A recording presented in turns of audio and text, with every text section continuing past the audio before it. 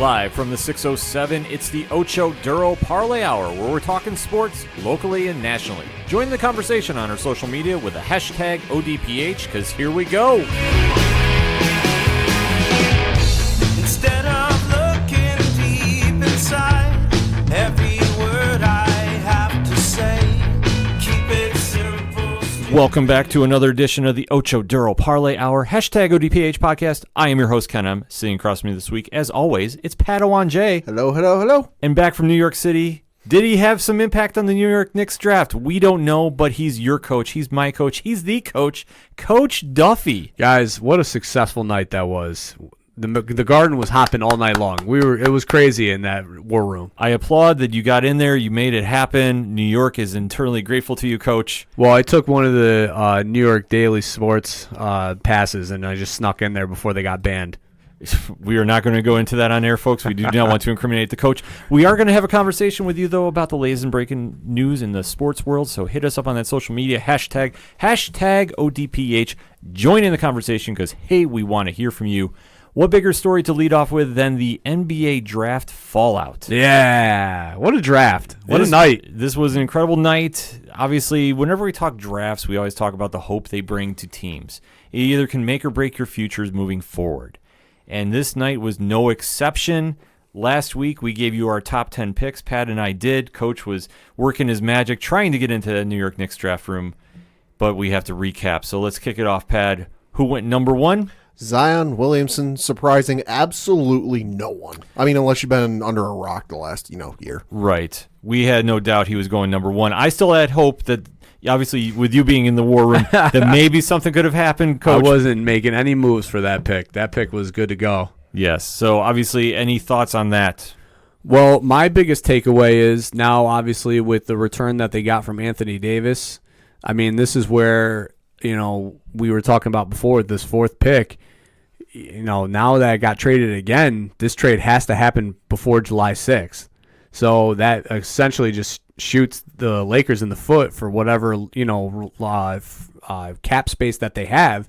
So, I mean, it worked out in the Knicks' favor. I'm glad that they didn't pull the trigger for this.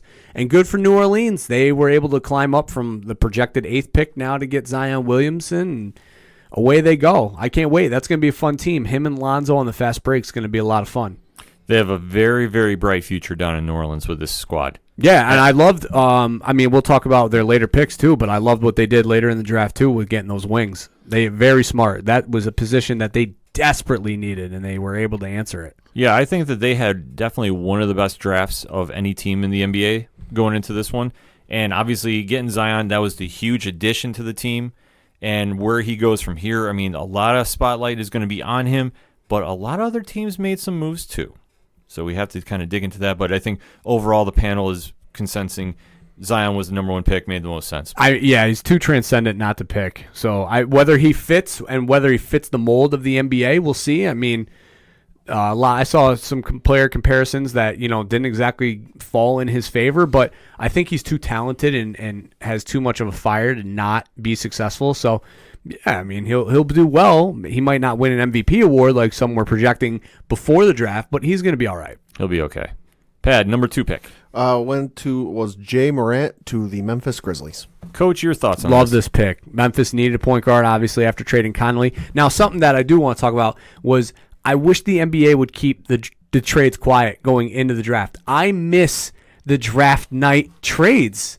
Yeah, everything was broken before the draft. I mean, everything. Like 2 years ago, remember the suspense? Like all of a sudden, it was like the Bulls made a trade, then the Lakers made a trade, and then the Hornets made a trade, and it was like boom, boom, boom, boom. You're like, you can't keep up. Like 10 years ago, the Knicks made like 4 trades in 10 minutes. It was like, what's going on right now? I miss those things because now you're like going in, and it's just like, we're just at the draft, and players are being picked, and then there's no excitement, But back to this pick, I love Jay Morant. I loved him. We talked about him on the show after that NCAA game in the opening round where he absolutely put on a performance for the ages. Memphis got a really good player here to pair with their young last year's draft pick that is up on the rising too. So they're going to have a very good team in Memphis for a couple years to come. Pat, you got any feelings on this? Like I said, I predicted that Jay Morant would go to the Memphis Grizzlies and the Mike Conley trade and everything else, but it's just at that point it's the most electric player, and you really need a good point guard to really get everything going. He sold his draft status and during the NCAA tournament. Exactly. No question about that. So obviously this makes a lot of sense for Memphis, and especially once they did the Connolly deal, you knew Morant was just an afterthought, that it was a foregone conclusion he's going to wind up there. Going to have an opportunity to do some big moves there, and obviously they're in the rebuilding stage, but not to say they can't kind of make some noise, though, in the process. I mean, the West right now is a little wide open, so yeah, I mean, you never know. They might be able to go on a run. I mean, a good point guard can make or break your team, and I think Morant's going to be that kind of point guard. Absolutely. Now we get to number 3. Hey! The most important pick of the draft. I was from the New York Knicks, who selected Rowan Alexander, RJ Barrett. Let's go. Coach, I'm going to let you have the I floor love first. it. I love it. I can't speak enough of this. The pre-draft stuff with him and the confidence and the swagger that he has, this is something that the Garden desperately needs, is this kind of player. Kevin Knox, the pick last year, solid pick where they were drafting at 8. You really couldn't do much else with it. But this kid is special, and I love it. I love the kid. I love the Maple Mamba. I'm fully embracing it. The post press conference, I'm a Knick. Like, that was great. Like, that's awesome. I mean, that's fun. He's a talented left-handed player that can score. If you haven't gone on and seen some of the things that have been posted on Twitter, go see some of his off-season workout right now. The kid has already got down the Harden 2-step back. Yeah. And that will just drop dimes on people. And that's what they so desperately need in the Garden. So much. Pat, you got any feelings? I mean, it's just great to see somebody come to the Knicks and be open and embracing the city and not seem so fake about it. Like, we've had players come in the past that are like big names and maybe, medium-sized names that are like, oh yeah, I'm excited to be here, but you can just tell, it's just a business decision. Oh, I'm just happy to be playing basketball. No, for him, it's like, and especially that video they put out where they walked him into the Garden and they played for him what would presumably be his entrance, during the starting lineups or whatever it ends up being. And just you see him mouthing along with it. Like, you can tell he fully embraces this and he genuinely is excited to be here. This pick matters so much on so many different levels. One, the Knicks finally have a top-tier draft pick after much mid-draft picking over the past couple of years. Not to say that Kevin Knox wasn't a good pick last year. He definitely, in my eyes, definitely overachieved and definitely was worth the high round pick, which I know there's a lot of skeptical Knicks fans that weren't on board at first. I mean, he was a rookie that played on a really, really bad team last year. But he shined and on he that still team. played. Yeah, exactly. Yeah. Like, they were really bad, and he was still able to play well. Right. So now with Barrett coming in there, and Barrett's personality has fully embraced New York. The whole stigma of going to the Knicks and just... obviously it doesn't have the same luster that it did in the early 90s. Right, when we were kids growing up with it, absolutely. Right, but this was the first kind of throwback to it. The Barrett was there, and Barrett was genuinely excited to be in New York and genuinely excited to embrace the challenge of bringing the Knicks back to prominence. He wasn't going the Andre Iguodala route, which was he's hearing, nobody wants to go to the Knicks, nobody wants to go there, forget about it. No, he was like, I'm a Knick. Which he easily could have said, I'm in the NBA. And no one would have faulted him for it, because everyone who got drafted that night and in the days after, it is their dream to play in the NBA. He could have easily said, I'm in the NBA. And we're like, yeah, that's cute, that's adorable. But no, he said, I'm a Knick. Well, it's funny. I mean, Porzingis, when he got drafted, there really wasn't much. I mean, obviously there wasn't much fanfare. The Porzingis kid, the infamous crying, that was, so he wasn't really embraced, and nor should he have been. But anyway, but regardless, he wasn't the one saying, embracing the New York culture. And then obviously Kevin Knox is more of a reserve player, and that's fine. You can do that and be good with it. But RJ obviously is, a young man who's been in the spotlight, going to Duke, being the one that was the number one recruit, and he was ahead of Zion ranked going into their freshman season. Obviously, the star power that is Zion, Zion Mania superseded him. But let's not forget that this young man reclassified into this class so he can be and play with those guys at Duke. He's just he's transcendent in the fact that he is going to be that personality that New York has so desperately needed for years. And you saw that with the post-game press conference with the Yo, I'm the Knicks thing. Then you saw it the next day when he was at the Garden and they were giving him the press conference and they were talking about all this stuff. And he's like, I haven't even played a game yet. Let's just chill, yo.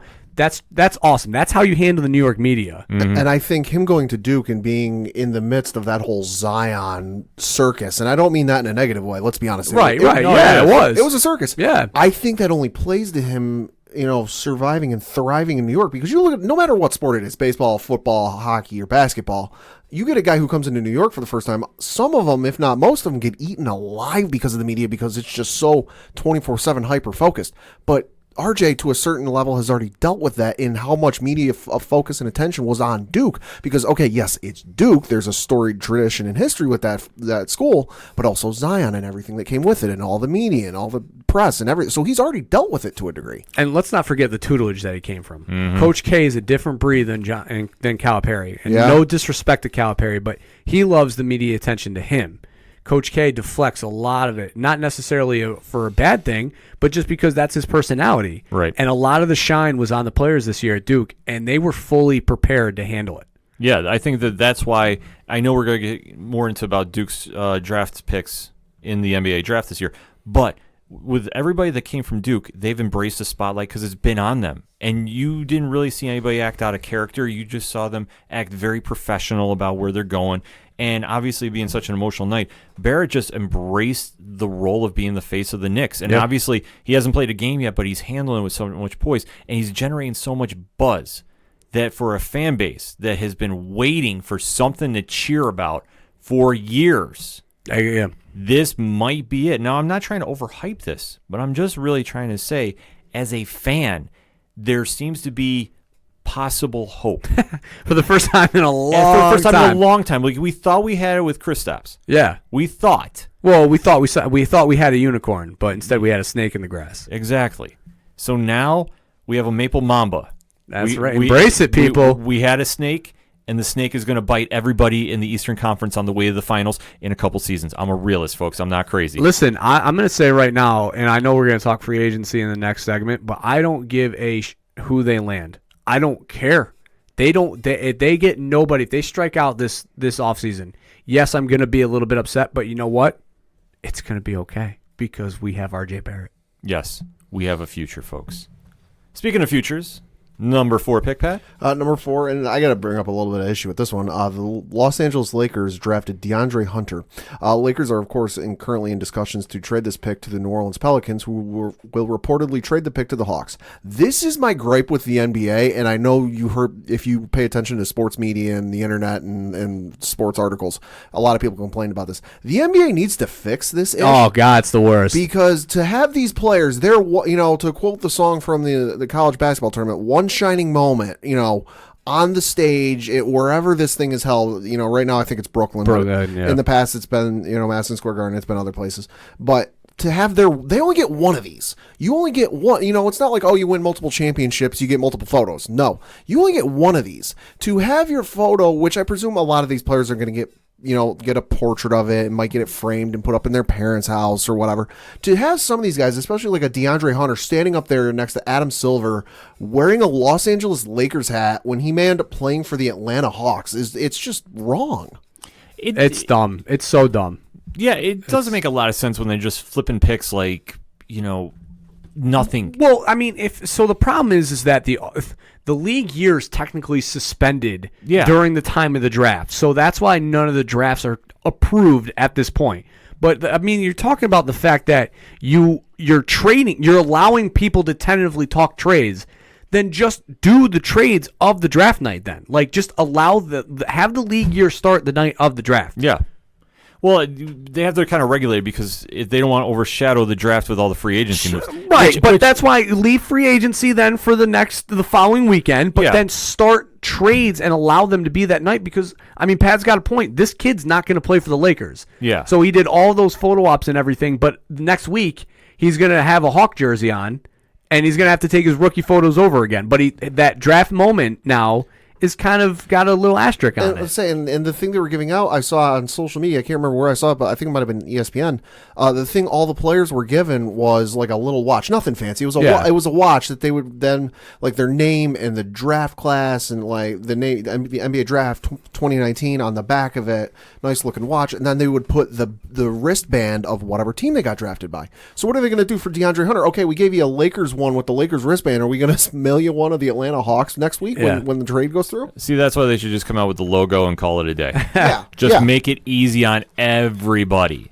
Here's the real problem with this pick now, though, because now that it's involved in this trade, so I don't know if you guys talked about it last week, but I was texting you. We were talking about it.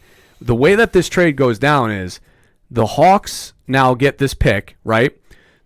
The pick is originally the Lakers, which was going to New Orleans, but the way that the timing works out, if they don't pull this trade off by the July 6th date, then they can't make this trade again till after till Summer League starts, which is like at the end of July.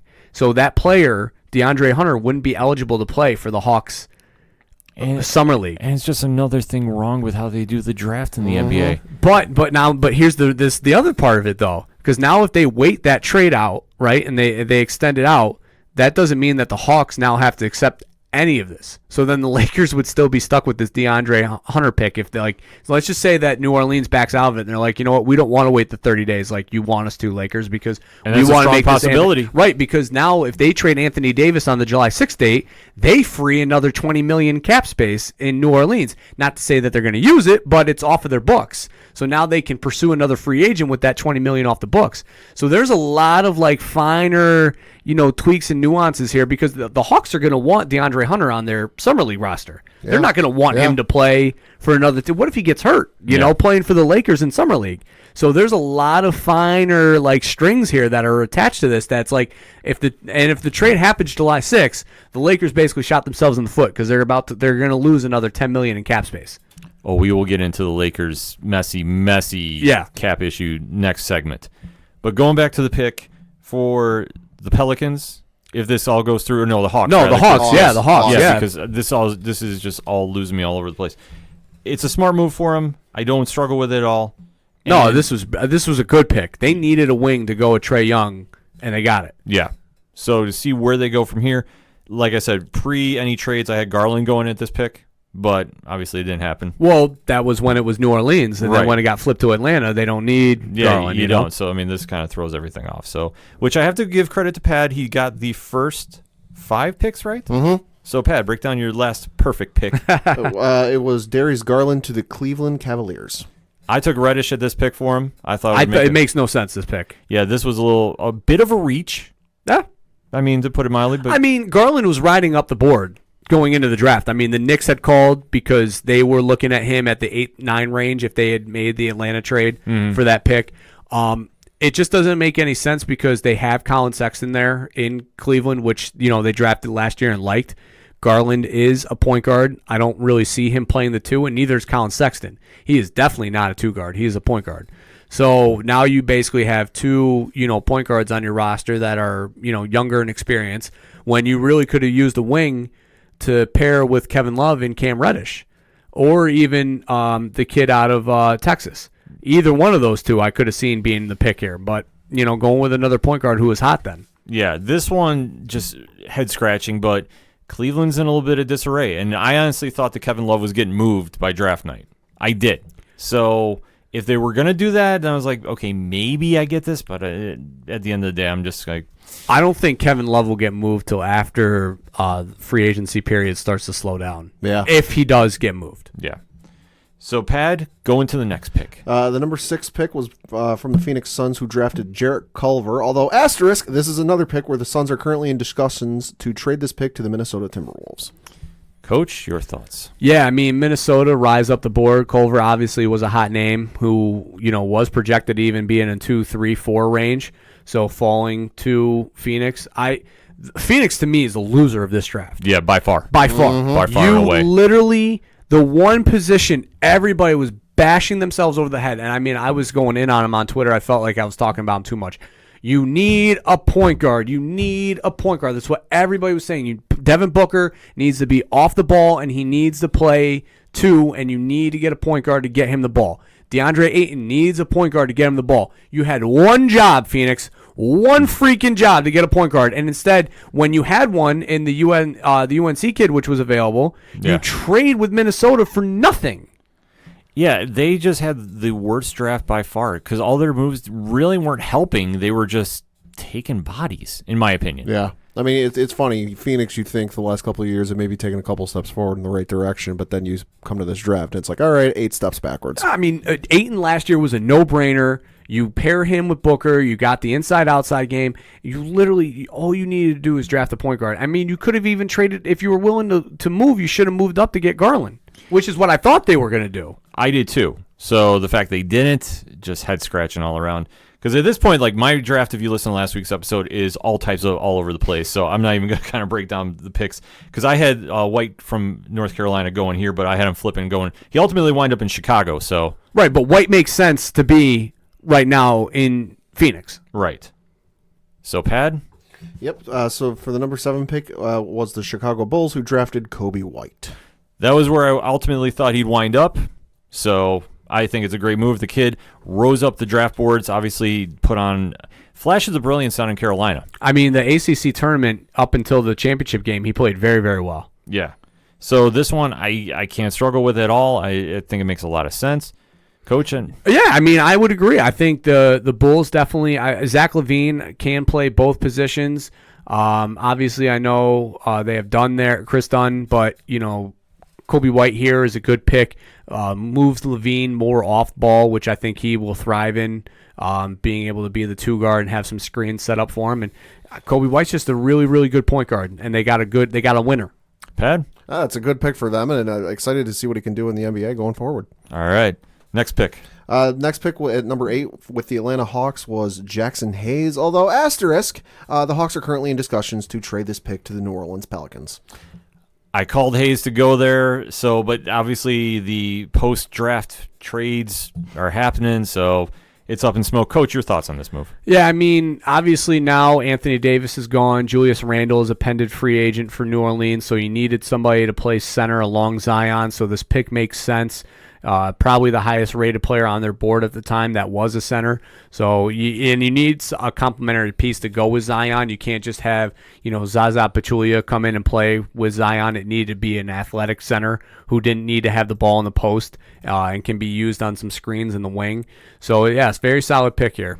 Pad? It's a great pick for them. Like you said, like Coach kind of alluded to, once Anthony Davis was going, okay, you've got Zion Williamson, and yes, Zion Williamson is a once-in-a-generational type of player. Zion Williamson can't guard 5 people, especially down low. He needs some help down there, so I think Jackson Hayes definitely gives him some help. It maybe takes a little bit of the pressure of like, all right, I got to be like lights-out defense down low. Yeah, it was a good addition for him, so it makes a lot of sense. Next pick. All right, for the next pick, it was with the Washington Wizards, who drafted Rui Hachimura, who, of note, this was interesting, was the first player drafted in the NBA from Japan. Coach. Yeah, I thought this was kind of an interesting pick for Washington, given the fact that John Wall's coming off of an injury, Bradley Beal, in trade discussions. So to go with a 4 in Rui, I mean, I love his game at Gonzaga. I love Gonzaga's system. I love the way that they play basketball. So he's definitely a smart player who, in that early matchup with Duke, took over the game late and was just dominant. Duke didn't have an answer for him. So this is a very solid get for him. Very good. He's very underrated on the offensive glass. Like a lot of people will talk about his rebounding on the defensive side, but offensively he's long and lengthy and he's able to get offensive rebounds. So he'll pair well with John Wall when he returns and Bradley Beal if he stays. No, it's a good pick for them. It's definitely got a lot of upside. I think they can do a lot of good things with him. There's not necessarily a necessary rush to have him be lights out, an all-star and first team all-NBA, this, that, and the other. But he's definitely got some upside to him. Yeah, I had little going here from Carolina at this pick, but obviously this is going to help Washington down the road. And obviously, I mean, it was kind of like they just needed to get some depth here because obviously the bar is set very low for Washington this season. Without John Wall, it's going to be a long year, just being honest. So obviously, if they want to build for the future, this was a smart pick to do. So I don't really struggle with it at all, and it addressed the need. So to round out the top 10. You had the Atlanta Hawks drafting Cam Reddish. Coach? Crazy that he fell this far. Absolutely crazy. I mean, if he wants to be, he's going to be the prototypical 3-and-D kind of guy that a team's going to need. The problem was with Reddish was he's kind of the odd man. He was the Chris Bosh of Duke. You know, I mean, RJ and Zion with their loud personalities. You know, Cam he seems like a more reserved guy. I mean, this is definitely the right. You know, I had him going in the top 5 at least because of his ability. But I mean, unfortunately, he just didn't shoot very well. And when you're being labeled as a 3-and-D guy, and I think he only shot like 30 or 32% from the field from the 3-point line, that really doesn't help you as a 3-and-D prototype. Right. Right. I mean, I'm a little surprised he fell this far as well. I had him going number 6 when we were predicting last week. But I think, and I alluded to this in last week's show, I think this is great for Cam Reddish, and I think this is going to be the best spot to land for Cam Reddish, because if you look at any website that lists the Atlanta Hawks depth chart, he's currently sitting number 2 behind Vince Carter. So I think, yes, he's going to get some playtime. Yes, he's going to get some stuff. Putting him behind Vince Carter and like having him learn the game from Vince Carter can only help him improve. Yeah, I mean, this is definitely Cam's going to find a very good spot there playing alongside, you know, Trey. John Collins is a very good center too. So, and, you know, they got some pieces there in Atlanta that, you know, maybe not this year or next year, but you can definitely see that there's the process started in Atlanta. There'll be a team on the rise. I took Hunter at this pick, and obviously Reddish falling this far, you have to kind of look at this in a couple different ways. One, obviously for Duke, having 3 players in the top 10 is a huge statement to the program. Sure. It was like the first time since Florida back in the day with like Joakim Noah, Al Horford, and somebody else. Corey Brewer, I think. Something like that back in the day. Yeah, at this stage, this is really crazy to see, but it makes sense. For Duke, I mean, this season, and we even gave a whole segment to the show after their first game last year of the season, Duke was running away with it. They looked like an NBA team. Now you have 3 players in the top 10 that are now going to have that opportunity, and they're going high with the spotlight on them. Reddish, though, and I think, Coach, you hit it right on the head, is the third wheel out. He is the guy that fell under some radars, and hopefully this will ignite a little chip on his shoulder to get him motivated to come in and play. I mean, he already said in his post-draft press conference. Yeah, this needs to happen because obviously going under the radar like this and falling as far as he did when he was projected to be in the top 5 pick is going to have a little effect. So it depends on how he wants to play this and how he doesn't. Atlanta, for my second point, is a team on the rise, and they have a very good young team ahead of them. As long as these players start gelling together, Atlanta will be good in a couple of years. It's not going to happen right away. It's going to be chemistry. It's going to be chemistry, but they have the parts to play. With Young here and Reddish, that's a good 1-2, and then you factor in everybody else they've gotten. This has got some potential to be something special down the road. It all depends on how that chemistry builds, and especially in the Eastern Conference, where it's still more or less wide open. Atlanta has a chance to really make some noise. It just depends on the motivation of these young players. I mean, Boston is still going to have a very good core, but they're going to be decimated. Philly, you really don't know what's going to happen there. So, yeah, I mean, Atlanta could easily slide right into and this year alone, could easily slide into like a 4-5 spot. Easy. It could happen. So let me wrap up the segment with going around the panel here. Who had the best draft? Who had the worst draft? Starting with Coach.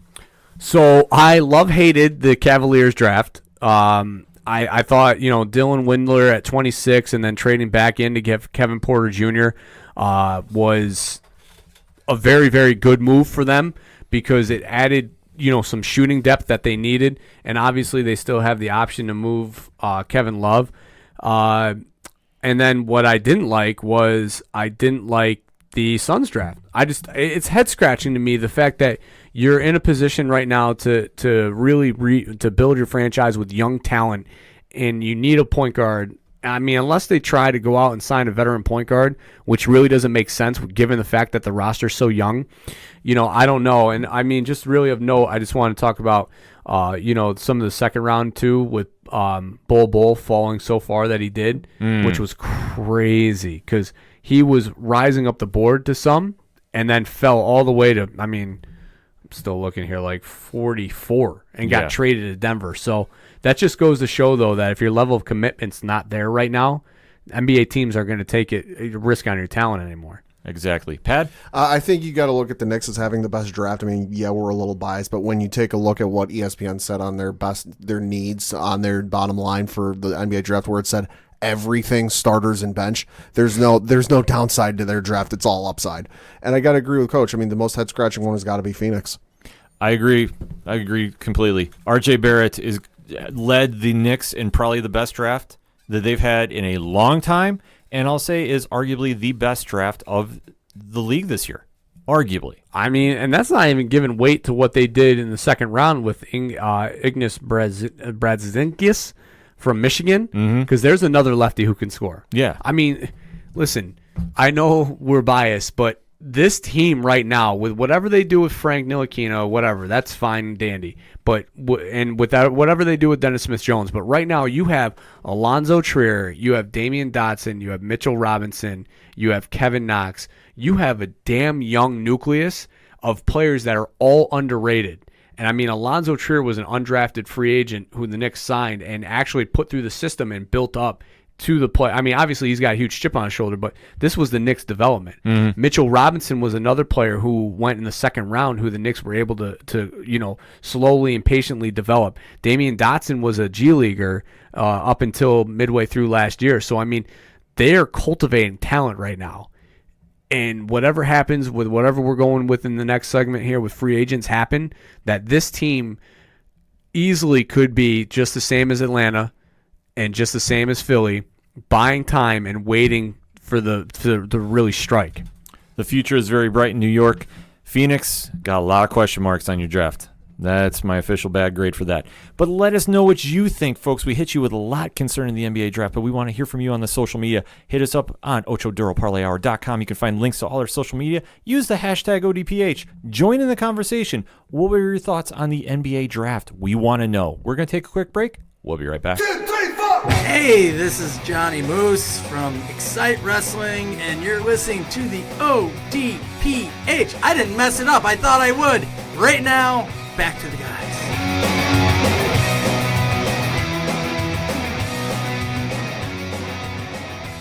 Coming back for another segment on this edition of the ODPH podcast, and we're still talking a little basketball because next week is the official start of NBA free agency. Sunday at 6, baby. I'll be on ESPN all night long. Yes, our show next week will be going heavy about NBA free agency, the fallout, what player went where, was it a right fit, was it not? But we have to give our predictions first because there's a lot of skeptical ideas going around of who's going where. A lot of madness. Yeah, and let me just read through some names for you because I know we're hearing about the Kawhis and the Kevin Durants and the Kyrie Irvings, but there's more than just those three players who are free agents. So let me just run through a list. Now, this isn't every free agent, but this is just some of the big names. Of course, you've got Kawhi Leonard, Kevin Durant, as I mentioned, Klay Thompson, Kyrie Irving, Jimmy Butler of the Philadelphia 76ers, Tobias Harris of the same 76ers, Chris Middleton from the Milwaukee Bucks, Kristaps Porzingis from the Dallas Mavericks, Al Horford from the Celtics, Kemba Walker from the Hornets, D'Angelo Russell from the Nets, Nikola Vucevic from the Orlando Magic, DeMarcus Cousins from the Warriors, and then you've got Harrison Barnes is in there, Jabari Parker, Brooke Lopez, JJ Redick, Julius Randle, Patrick Beverly, and just to name a few. I mean, it goes on and on and on. Derek Rose is in there. This is arguably one of the deepest and biggest free agency classes I can remember. It's deep, but it's not big. Because I can't remember what year it was, but there was a couple years ago where it was like every big name, or virtually every big name was on for free agency. It was like, I think it was the year Wade, Bosh, and LeBron all ended up in Miami. But it was like Wade, Bosh, LeBron, and it just went on and on and on. Stoudemire. Yeah, no, it was a big one. It's a big one, but this one kind of rivals it. At least in my opinion, it does. I think this one rivals it because teams actually have put themselves in position to land it. I mean, you are looking at there is two teams right offhand that have the money to sign 2 max deals. The Lakers obviously kind of shot themselves in the foot with, what they did with the trade, but they are landing Anthony Davis. But they could have signed Yeah. a third player to a max contract if Yeah. they had positioned themselves better. I maintain. I don't think the Lakers need that money for a third max player contract. I think they need that money, period, just to sign players. Right. I mean, sure, but they could have. They could have. They could have. So yeah, I mean, this is probably this is the first time in history that two teams, potentially three, because the Clippers have the ability to make some moves that they might be able to get two max deals too. Mm-hmm. So that would be crazy. Three teams with two max slots available. So why don't we do this for the segment? Okay. If we throw a player out, where do you think he goes? Okay. All right, so let's start with Pad. Kawhi Leonard. I think he stays in Toronto. I understand he's not exercising his player option or whatever it is, but I think he's just going to look at what happened with this year in Toronto. That how much the city embraced him, the team embraced him, and just how much fun he looked like he had. I mean, I think it'd be crazy for him to not stay.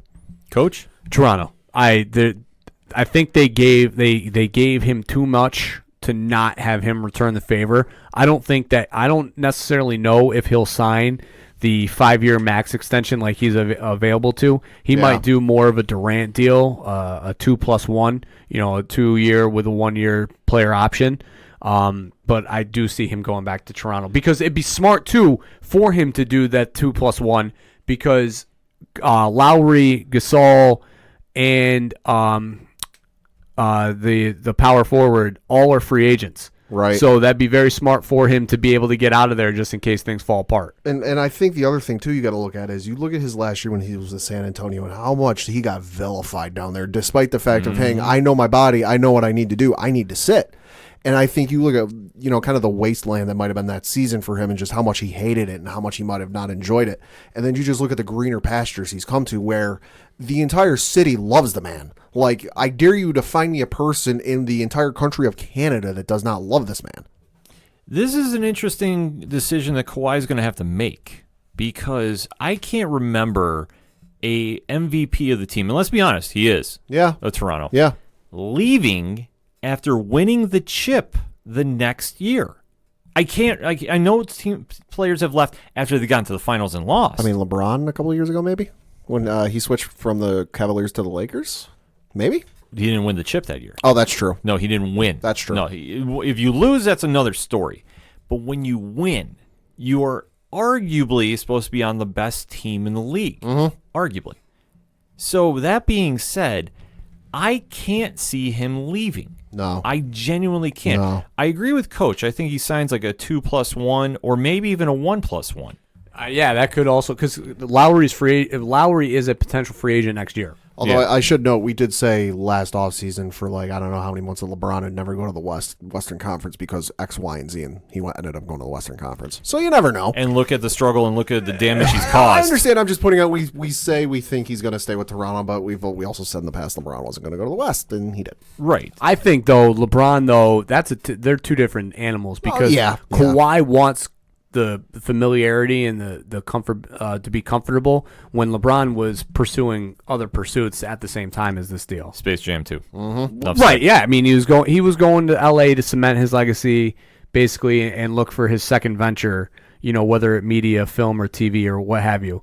Kawhi's not that beast. He's not that kind of animal. So. No, he's a completely different character. So that being said, that's why I see him staying in Toronto for at least one more year. And like I said, the 1+1 I could fully see happening, and I think that makes a lot more sense. Unless he wants to go back to the out west, and the Clippers would be the only team I see him joining out west. Yeah. But I also see him. I almost kind of ask why. I mean, you've already cemented yourself in sports history for what you did with Toronto. Mm-hmm. Your legacy is pretty much written. If you go to LA, sure. But you're going through a much tougher route to the playoffs and to the championship if you go there. Not saying he wouldn't embrace the grind, because I could fully see him doing it. But at this stage, I just don't see him leaving Toronto. I think the only reason he would go to the Clippers, in this is just me guessing, I don't know Kawhi, I can't read into his mind, is I've read that he lives in southern Los Angeles and that he kind of considers that his home. So if Coach kind of talked about that whole roots thing with Kawhi Leonard and really feeling embraced and loved, where better than the place you feel home? It's a good question because I know that the city, or at least some teams out there, have really been trying to persuade him to come there. There's a lot of billboards popping up. Him and Doc Rivers would not work. No. Yeah, I don't. No. I just That's the biggest. That's my reason why I don't even put the Clippers in there. If anywhere could steal him, it's New York. Because Fizdale is a player's coach. That would be a huge move, and I tell you what, if the Knicks could pull that off, all right, I don't even want to get into it because I'm getting excited. Yeah, this will be too much excitement because I think the next player I'm going to mention is going to New York, and that is Kevin Durant. Is he? I'm not sure you've said that. I am sticking to my guns about this one. I think, especially after the recent reports we've been hearing on various sites, that he is not happy with Golden State right now. Yeah. Because of how his injury happened and kind of feeling the pressure about playing. Which I'm pretty sure we brought that up and kind of alluded to that before these reports came out. Yeah. Not saying we broke it, but if you want to give us credit, hey.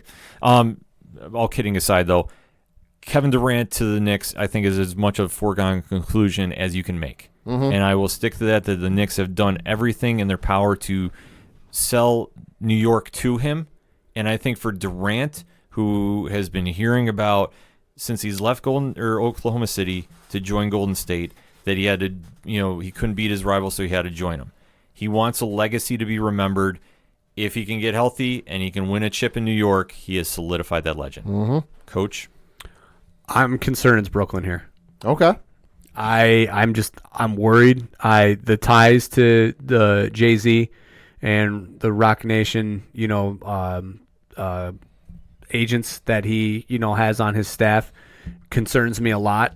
The Kyrie stuff that came out today with them, reportedly meeting the last 2 weeks to discuss where they want to go together also has me concerned because Kyrie's been tied to Brooklyn. So I am not convinced that it's also New York, but I am also, I should have probably prefaced this, I'm a diehard New York person who has just been hardened by life. I'm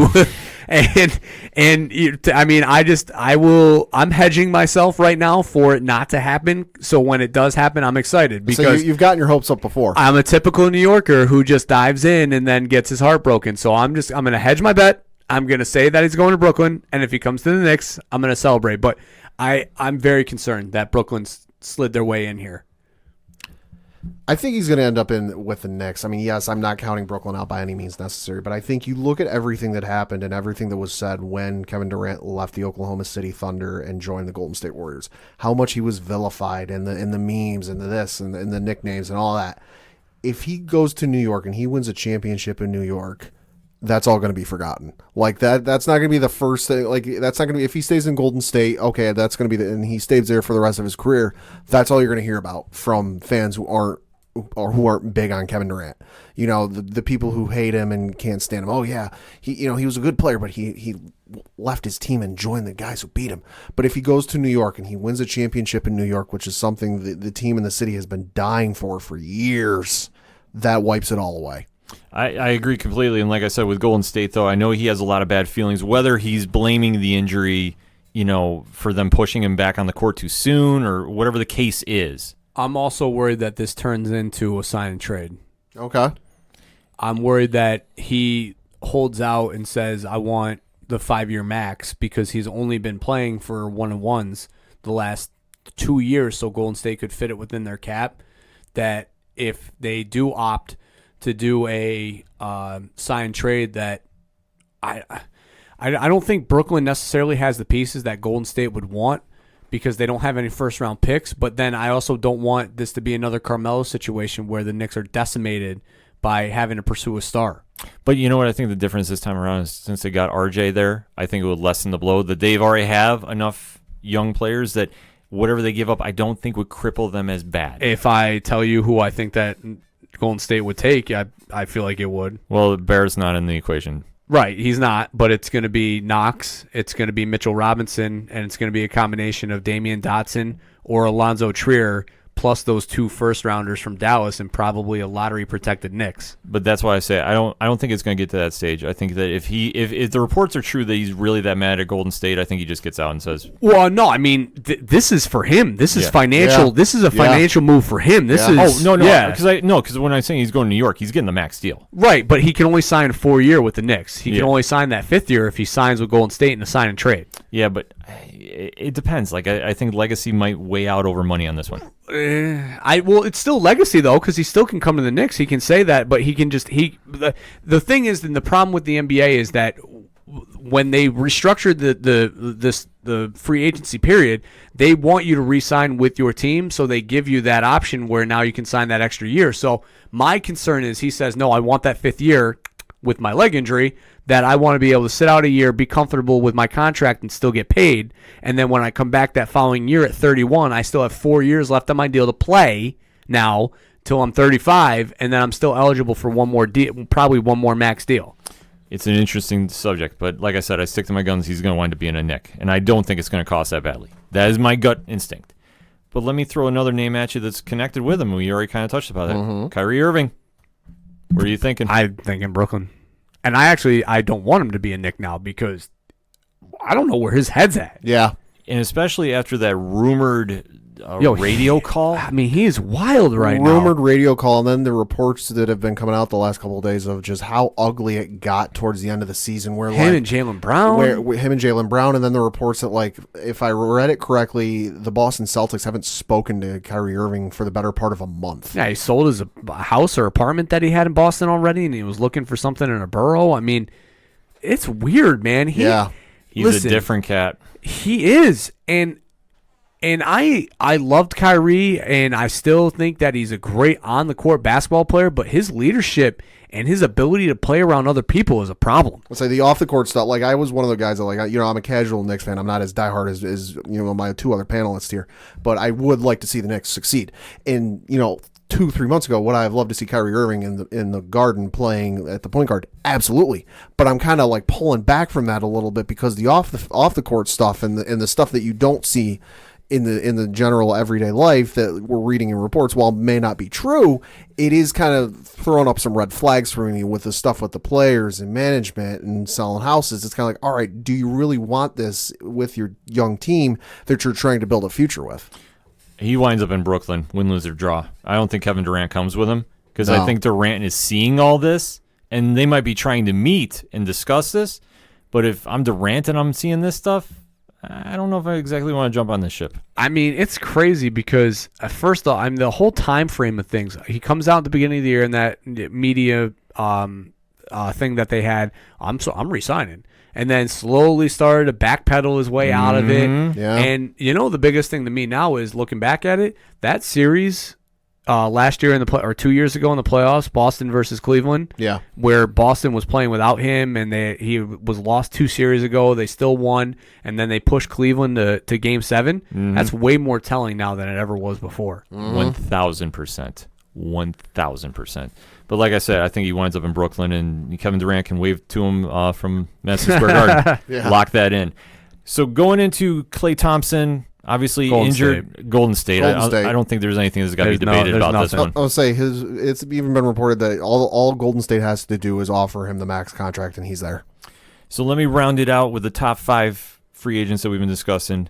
Jimmy Butler. This is interesting because some of the reported teams that have been, kind of interested in Jimmy Butler's services are the Houston Rockets, the LA Clippers, the Los Angeles Lakers, the New York Knicks, and the Philadelphia 76ers.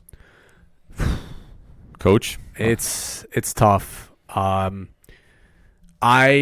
think that he's going to take all meetings with all teams, and they're going to come to him. I definitely think he's going to live this up because that's the kind of personality that he has. I can see him in Houston. Okay.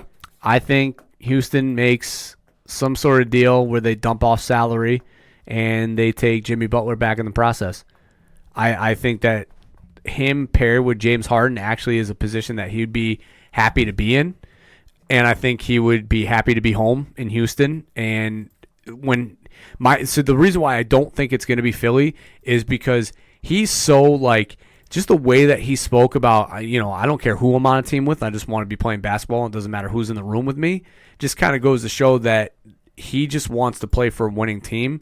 And I think he can see that the Ben Simmons and Joel Embiid situation is playing out in front of him, and he doesn't want any piece of that. Pad, your thoughts? I mean, it's definitely going to be interesting because, I look at the LA Clippers kind of depth chart, and while Jimmy Butler is listed as a, small forward / shooting guard, shooting guard is definitely something the Clippers need because their current starter is Alexander, who averaged 11 points, 3 rebounds, and 3 assists a game last year. So Jimmy Butler would be a definite upgrade, at that position. But I can also see him going to Houston because, there's been talk about Houston blowing up the roster and leaving James Harden and going from there. So I think there's a definite fit for him in Houston. This is arguably the most puzzling move to me. Because if you asked me this a couple weeks ago, I said he's re-signing with Philly, no question. Because he is built for Philly. Philly loves him. He's such a hard worker, and you can see it on the court and just how he plays. For him to leave, it would be telling on a lot of different reasons. Obviously, if he's having the discord rumored with Simmons and Embiid, then I could see maybe there's an issue. But for him to go to Houston, where all of a sudden it's rumors. And note how I'm saying there's a lot of rumors going on. Rumors of Kevin Durant and his true feelings towards Golden State. Rumors about Kyrie Irving. Rumors about what's going on in Houston about James Harden and Chris Paul suddenly having a crazy discourse and they can't work with each other. Or, just whatever you want to say about just their friendship dissolving and they can't play together. For Butler to go out to Houston, I think that they would have to move Chris Paul. But who takes that contract? Nobody that I can think of. I mean, eventually. See, this is the thing, though, is like it's a moratorium period right now, so they got 3 days to work on this stuff. You know that Morey's already working around the phone right now. There's going to be somebody that's going to take on that contract, whether it be a Phoenix, who now needs a point guard, Minnesota, who might need who's going to need a point guard. Jeff Teague's there, but, is he really the answer with this Minnesota team with Karl Anthony Towns? I don't know. So eventually I think that they're going to find a dance partner. It's just about what it's going to cost, and it's probably going to cost Paul and probably some sort of way Capella at the same time. So it's going to cost Houston an arm and a leg to be able to secure Jimmy Butler. And I should say, because I know I mentioned the Los Angeles Clippers depth chart, I feel like I should mention the other teams. Currently, the Houston Rockets have Eric Gordon listed at shooting guard and then James Harden listed at small forward. So I could see him maybe replacing Eric Gordon down there in Houston.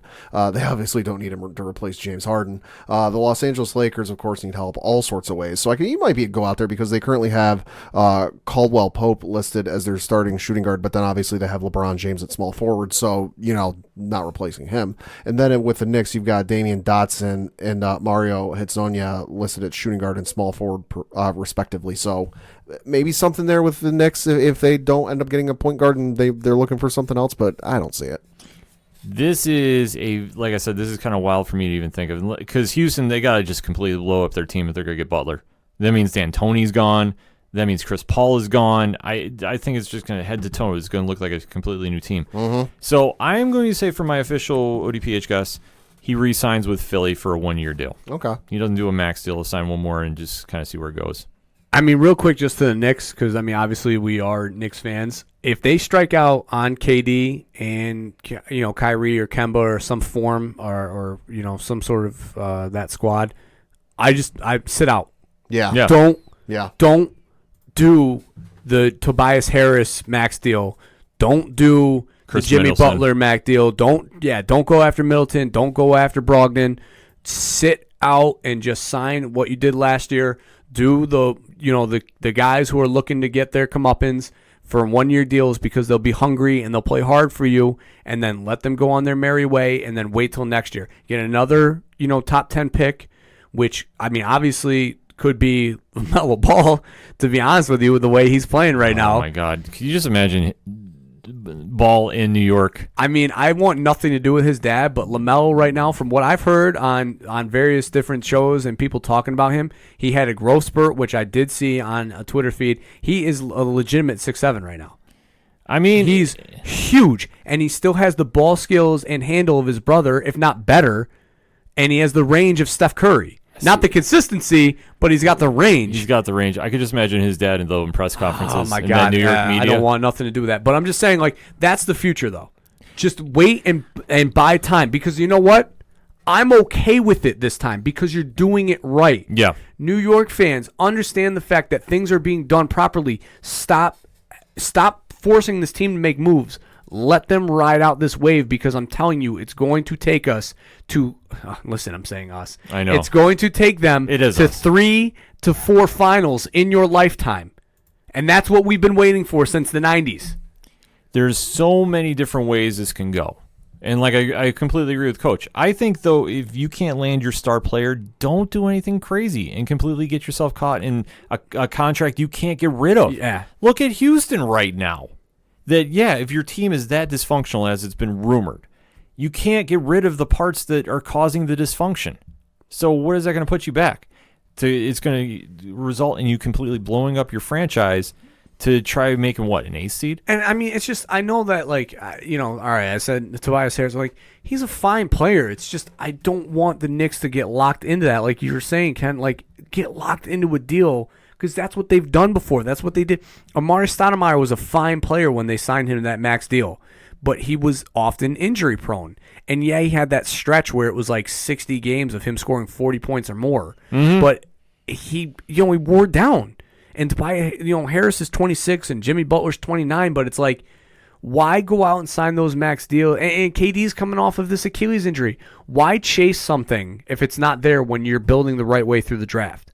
Exactly. There's no point to press the case about this. Exactly. There isn't. And you know what? If they don't get one of these guys and the Porzingis trade was what it was, you know what? I don't care because Porzingis needed to go. Yeah, because obviously bringing that kind of character and just what we're hearing about, and like I said, you have to take this into perspective. Yeah, I mean, the more that's coming out about the guy, the more I'm like, why was I upset that he skipped the meeting? Exactly. Good. If I was Phil Jackson, I wouldn't have met with him. Exactly. And then you hear about the same kind of situation allegedly involving Kyrie Irving. And now do you want that in your locker room? I don't want that anywhere near RJ Barrett. You keep that away from my Mamba, Canadian Mamba. You keep that away. Yeah. There's no sense to do it. So obviously when we kick off with June 30th, 6 p.m. Eastern Standard Time, Twitter is going to be lighting up. Stay on Twitter. I'm sure ESPN's going to run a special. Put that on because it's going to be nuts. I mean, the mortuary period every year is crazy. Some names are going to sign early, but then other names are going to be, we're going to be waiting a week. We're going to be waiting a week. There's going to be a lot of players getting moved around, and is it going to help your franchise? Is it going to hurt your franchise? Hit us up on that hashtag ODPH. I definitely want to hear from you, ODPH Society. What is your take on this free agency class? Who do you think should go where and why? And if your team is like the Knicks and you have a lot of cap space and you don't sign anybody, is it okay? We say it is, but we want to hear what you think. Hit us up. Let us know. We're going to take a quick break. We'll be right back.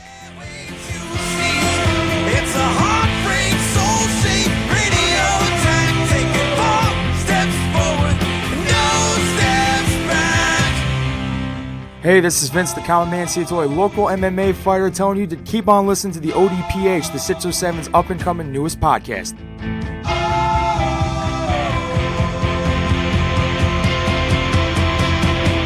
We knew right where we'd be, floating on the airwaves, you see. It's a heartbreak, soul-shaped radio attack. Taking 4 steps forward and no steps back. We knew right where we'd be. Coming back for the final segment on this edition of the ODPH podcast because we went extra heavy with NBA talk. Pat, let's kick off that local minute. Yep, talking local minute, we got to talk Binghamton Rumble Ponies news. Last weekend, they had a 3-game series against Richmond Flying Squirrels where they lost all 3 games, sadly. Looking ahead to this week, also last week, they had a 3-game series against New Hampshire. Be remiss if I didn't mention that because they swept New Hampshire in New Hampshire. There you go. Looking ahead to this week, they've got a doubleheader on Monday the 24th against Erie. Tuesday, they've got a game against Erie. And then Wednesday, they've got another doubleheader against Erie. Before they travel out to Altoona to play the Curve for a 5-game series to end out the month of June. For more information and more dates and all the information you need, bingrp.com. Definitely get down to the Rumble Ponies when you can go see them at the stadium. It's always a good time, especially summertime. Pat and I were down there on Friday night. Yes. Beautiful night for a ball game. So let's round those bases officially now, shall we, Pat? Yeah. Kick us off. Got to talk a little bit of baseball news because there was Major League Baseball history over the weekend. The Los Angeles Dodgers played the Colorado Rockies over the weekend, where every game they played over the weekend was a walk-off homer. 3 back-to-back contests, 3 in a row. They had a walk-off homer by rookies. Never been done in Major League Baseball history, so hats off to Dodger Nation and Dodger Blue out there in Southern California. It's incredible when we hit 2019 and you have something come up that's the first time in Major League Baseball history. That's incredible. Yeah, no, it was wild to see the highlights of it because obviously East Coast, unless it's on national television, we don't get to see the Dodgers real often, but just to see the highlights in like 3 consecutive days of walk-off home runs, which is going to be one of the more exciting things in sports. Just wild to see. And we also have to plug this weekend over in London. Yeah, the Yankees are playing the Boston Red Sox. The wildest part of this is they're both going to be in their home jerseys, so that's the first time that's happened. It's just going to be wild to see. Check your local listings to see, because I presume some of those games are going to be nationally televised. Who is losing the homestand? Boston, if I'm not mistaken. Boston's going to be playing the home game, which normally the Yankees would travel in their gray New York jerseys. Right. But because it's the Yankees, and this might sound like tooting their home board, it is a genuine fact that they're one of the most recognizable brands and logos out there. Right. Major League Baseball wants the pinstripes there overseas, so the Yankees will be playing in their home pinstripe jerseys. Wow, that's crazy. Yeah, absolutely wild. So definitely check it out in your local listings wherever you are listening and watching baseball at. Coach, I'm going to let you do this one because I'm a little too amped up to talk about it. Well, not only was it the NBA draft, guys, but hockey's around still too, guys. All right, let's not forget about the NHL. Absolutely. And they had their draft over the weekend. Obviously, we had talked about how Dolan would not get lucky enough to strike the iron twice and have a team rise into the top 2 or even the number 1 spot. But the Rangers did land the number 2 pick in this draft. Absolutely. Jack Hughes, the American, went number 1 to the Devils, which was perfect and pretty much, I think, what all Ranger fans wanted, as Kaapo Kakko was the number 2 selection for your New York Rangers. To say Ken was excited about this pick is a slight understatement. I was with Ken, of course, at the Binghamton Rumble Ponies game this past Friday. Once the pick happened, I had to hear him shout his name in various forms and phrases for the better part of 2 hours. Tikako, that's what's going down. The Blue Shirt Nation, stand up with me. We are Rangerstown. The franchise is here. I know I'm yelling into the microphone, and I do apologize for it, but I'm a little amped up because I have been really trying not to jinx the Rangers' luck with hockey and talk about them because it's been a rebuilding process. But slow and steady. Every move they've done this offseason has made sense, and they're adding parts. I'm saying the rebuilding is ended now because next season they should contend for a lower-tier playoff spot. Absolutely. Without question. Without question. At me, at OD Parlay Hour. I will chat it up with you all you want. Yeah, I mean, from what I was told from people that know hockey vastly more than me, that the Rangers have had a very good offseason. And, I mean, Hughes, for all things said, not necessarily should have been as high rated as he was. He's a very good two-way player, but he's not necessarily the goal scorer. And the Rangers have been desperate for somebody to put something in the back of the net, and that's what, Capo could do. That's what they need, and they're finally addressing one of their biggest needs. Kakao is ready to go now, right? And that's the big thing. Hughes, he's not going to start in the AHL, so unfortunately, we're not going to see him here in Binghamton. Yeah, no, the number 1 pick's not going to start here. We won't see him here. But he is going to be a project moving forward. He's not ready. In my opinion, he's not ready per se right now as much as Kakao. But it's not to say he's not going to be ready to play. Right. I want to very much emphasize that. Because Jersey, I mean, I got to give the Devils their due, pun intended, because obviously the number 1 pick, they made one of the biggest trades in recent memory, signing PK Subban, which, I mean, was mind-blowing to me that he wound up going to Jersey. I mean, from what I was reading over the weekend, a lot of the Canadian teams were looking to land PK Subban's services, but obviously, the Devils put up an offer that was too good to refuse. Right, but the Rangers definitely had a good draft. I mean, and personally, obviously, this is great for a rivalry because this is what you need. You really need to kind of develop this. Right, especially because it's been so bad for so long as both teams really haven't, the Devils probably haven't been in the playoffs at least, maybe 10 years or so, and the Rangers' last solid run was 3 or 5 years ago, so yeah, it's been a long time. It's been a long time, and obviously to see a new contender emerge out of the East, I mean, the Devils they started out strong last year and they kind of just faded out. So this year to see them compete, the Islanders are going to be good again. Philly is going to be on the rise. Philly had a great draft, in my opinion. My friend who's a Philly fan was not happy. Well, because the thing was they made moves and they traded back in for the second round. Their second round you can kind of question. I thought they did good. Yeah, well, signing Kevin Hayes to that $50 million deal was not necessarily the smartest move. I said draft. I didn't say free agency. Well, that plays into their season too, though. No. I said draft. Know how I said it. I said draft. I did not say anything about that contract because, 7 years, $53 million, something like that? Yeah, something like that. I mean, good luck with that, Philly. I mean it very sincerely. I liked Hayes in New York, but he ain't worth that. Not for that contract. Definitely not. But he's going to have to earn it for you. So if he can do it, then it works out. If he doesn't, he doesn't. But I'm just saying for the Rangers, every move they've done this offseason is been spot on. And like I said, I thought they had one of the best drafts, if not the best draft in all the NHL. I'm not saying this because we got Kakao. Well, they moved that 20th pick for the defenseman from Winnipeg, too, which was a good move. Yeah. 24-year-old defenseman. Yeah. They've got arguably one of the deepest farm systems now, too. The AHL team is going to be on point, too. Yeah. I mean, Keandre Miller, once he gets going, too, look out. And Krastovs is going to be over here finally, too. Yep. I'm telling you, we are Rangerstown. Stand up, make your point known. I know I'm probably taking off a lot of listeners right now, but it's okay. Because the NHL, obviously their draft kind of falls under the radar. We kind of alluded to this, and I did do a blog on Parlay Points about this as well, too.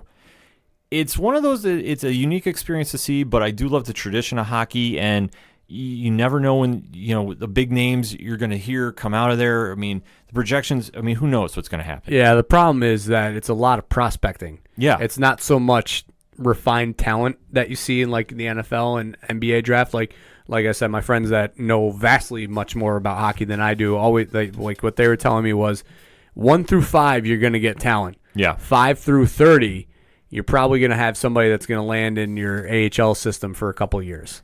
And that's just the way that's the belly of the beast. It's a unique format because, like I say, we hear so much, and maybe it's because the NHL doesn't really have the super hype machine that the NBA does, and for at least for the American fans. That and I just think that it's the problem is it's similar with the MLB where you can get drafted and teams can hold on to your rights, so you can have the option to go to college and then still have that team get you afterwards, which then, these players get drafted and then 4 years go by, they go to college and you're like, whatever happened to that guy? Yeah. Versus the NBA or the NFL where it's now, a feeder system basically that is the college football and basketball seasons. It's just a unique experience, and like I said, for the NHL, and maybe because the tradition though is second to none. The tradition is amazing. We are big hockey fans. I know I haven't really talked about it because I get too amped up talking about the Rangers, and they haven't been any good, so right. It's tough to get invested. Well, no, because I get mildly invested, but to really portray it on the show, right? Like I said, I actually have Tom from Floodlands who wants to come on and talk Rangers hockey. So when the start of next season, we might have to bring him on because this could get really interesting with the hockey talk. Little season preview. Oh, we are definitely going to have to do that. So obviously the draft is done, so now we just got to get ready for camps to start. And free agency starting tomorrow, I think I read. Right. I'm saying slight side note. Shout out to Gary Bettman for finding a way to change the boos to cheers at the start of that whole thing. That was funny. Yeah. It was a unique experience for the draft, and obviously some teams did good. Some teams, we got to kind of question a little bit. But I love the Rangers pick, and I'll be ready for everybody come October. Because is it October yet? Because we want that cup. So I guess I should close out the show rounding the bases, shall we? Because now I'm all amped up talking hockey. I'm like, all right, I got to refocus here and talk about the UFC that happened this past weekend. Now we have back-to-back fight nights, but this past weekend, hell of a main event. Woo! And, Pat, you want to break it down for us? So everyone remembers the movie Fight Club, right? What's the first rule of Fight Club? You don't talk about it. Ken, I'll ask you this question. What's the first rule when fighting Korean Zombie? You don't fight Korean Zombie. Yeah, because he knocked out his opponent at 58 seconds into the first round. My God. This was no joke. This one was incredible. The whole night of fights was very good. And I have to say, for a card that you can kind of argue maybe flew under the radar a little bit, this one definitely had some moments. Henao Moicano versus the Korean Zombie was a solid main event going in on paper, And Moicano is not a slouch. He's not a flash in the pan. He definitely has been working his way up the featherweight ranks. And, I mean, he's coming off a bad loss against Jose Aldo. And then we all know Korean Zombie had that fluke loss to Yair Rodriguez. Yeah. If you haven't seen that fight, you should watch it and then brace, spoiler alert, brace for the last 10 seconds of that fight. And you'll see one of the freakish knockouts you'll ever see. But the Zombie has been known to battle with anybody you put him in the cage with. And Leonard Garcia battles. Enough said. Even when he fought Jose Aldo. I mean, I had him winning that fight until he popped his shoulder out, which is one of the more freakish things you'll ever see. But as we get going in this fight, it was a first-round TKO by the Korean Zombie who, I mean, he dodged a shot by Moicano and then hit him with a right and then a solid left on the way down and it was lights out. Scary, scary, scary. So, Pad, let me ask you moving forward. Yeah. Korean Zombie, who do you think is next? Lord, I don't know, because anyone who gets in front of that man is next up to get knocked the you-know-what out. I have to agree, and I know that on the post-fight they were mentioning Jose Aldo against Korean Zombie again. I wouldn't mind seeing that fight, but I don't know if Aldo wants to do that because I know Aldo wants a couple more fights before he retires, and he's earned that right. So if he doesn't want to do the rematch against Zombie because he beat him, okay, I get that. There was a fighter that did tweet out, and they made some noise, and I sat back and I go, I need to see this fight because this could get real nasty in a hurry. No, it's not Conor McGregor because I know everybody says, "Oh, it's Conor." No. That'd be wild, though. It would be wild. I don't think it'd happen, but man, that'd be wild. If Korean Zombie wants to step up to 155, that's a whole other can of wax, and I need him versus Justin Gaethje. Yeah, and I just brace for impact. All right, now I'm putting that energy out to the universe. So let's see if that fight can happen at 155. No, at 145, Jeremy Stevens called him out. Ooh, okay. And I'm sold on that fight. Yeah, okay. I definitely am. I know Zombie was at the bottom end of the rankings, and this win puts him right back in the top 5 contendership, and without question. And the fight against Stevens makes a lot of sense. Yeah. I don't struggle with that at all. And obviously, moving forward with that, I need to see this fight. Anything else memorable of this fight, Pat? The preliminary card fight between, I'm going to butcher the you-know-what out of this name, Jairzinho Rolchinchuk, knocked out Alan Crowder in a fight that was so fast it could have been posted on Instagram back in the day. 9 seconds into the first round. The funny part about this was I was out doing some shopping, and I was out with some friends and got the notification on my phone, and I said, hey, y'all want to watch a UFC fight? Like all 9 seconds of it? And we stood there in the middle of a store and watched the whole fight on Twitter. Wildest knockout I've seen in a while. Yeah, it definitely was. It was a crazy night. I mean, 9 seconds knockout, and you have to see it to believe it. And you can find it pretty much anywhere you find your fights on social media. Yeah, although not to sleep on UFC, the card they got next weekend, well, may not be the best card top to bottom. It does have Francis Ngannou versus Junior Dos Santos main eventing. Yeah, that's your main event. You got Formiga versus Benavidez. And is the flyweight division still open? I'm looking at the Wikipedia page for this fight card. It is listed in the flyweight weight class. So, Coach, let me ask you this, because I know this one might be up your alley. You know Henry Cejudo is currently the double champ. Yes. You know that he just went out now for surgery, so he's not going to be fighting the rest of the year. Correct. If you are Dana White and the UFC brass, do you make this fight the 125 flyweight title because you know he's going to be out, or do you just say you can fight at 125 because I'm ending the division? I probably let the division go out with one more fight, I would say. Like, let him go and let the fight happen and then just bring the division with a good memory. Okay. Yeah. No, yeah, I'd say you let this fight go, and then whoever gets this fight gets Cejudo when he comes back, and then you go from there and decide what you're going to do with it. If you want to say this is your last fight for the flyweight division, I'm okay with it. I don't like to see a division fold because that means fighters are out of work. So I mean, they can't always go up in class. Just you can, but then cuts. But then how many people get cut from the UFC? And then I mean, obviously, there's other fighting organizations you can go to. So I guess if the UFC is not fully going to back this division, and that's their prerogative to do, then make this the last fight and be done with it. And then Cejudo, when he comes back, is going to fight up at bantamweight, and he's going to be a problem for everybody up there. For real, everybody up there. You heard it here first. And then going into the main event of this card, which this fight was originally on the next UFC 239 card. Yeah. And that was the John Jones, Thiago Santos card, which we'll be talking about next week in detail. Mm-hmm. But this one got bumped up because obviously this was the Robbie Lawler was supposed to fight Tyrone Woodley card, and then Woodley got hurt, so then Lawler didn't want to refight. You have Francis Ngannou versus Junior Dos Santos. Don't blink. Don't go up to go to the bathroom if you're getting something to drink, a soda, glass of milk. Get it before the fight because, man, this could be over real quick. Two of the best strikers in the UFC heavyweight division. Dos Santos, known for his boxing, known for his knockouts. Ngannou, if you've ever seen his knockout against Alistair Overeem, it's the first time I've seen a soul leave a body since I watched Avengers or Infinity War. Yeah. Because it was pretty much the same thing when he hit Alistair Overeem. Yeah. I have never seen a more vicious knockout at the heavyweight division than that. Yeah. I'm sure I'm probably missing something, so definitely to all our MMA Twitter followers, hit us up on OD Parlay Hour. Let us know your best heavyweight knockout. But let me go around the panel and ask Pat who you got in this one. Francis Ngannou and knockout. It's going to be scary. It might be on par with his knockout with Alistair Overeem, which to me is just is still terrifying to this day. But no, yeah, Ngannou by knockout. Yeah, I'm going to go Pat. Pat nailed it on the head. Yeah. I think at this stage, I do like Dos Anjos. I do. I don't root against him as a fighter. But at this stage, if you're asking me who I'm taking Ngannou. And if you want to say for 5 rounds, this is as close to a boxing fight that you're going to see in MMA probably ever.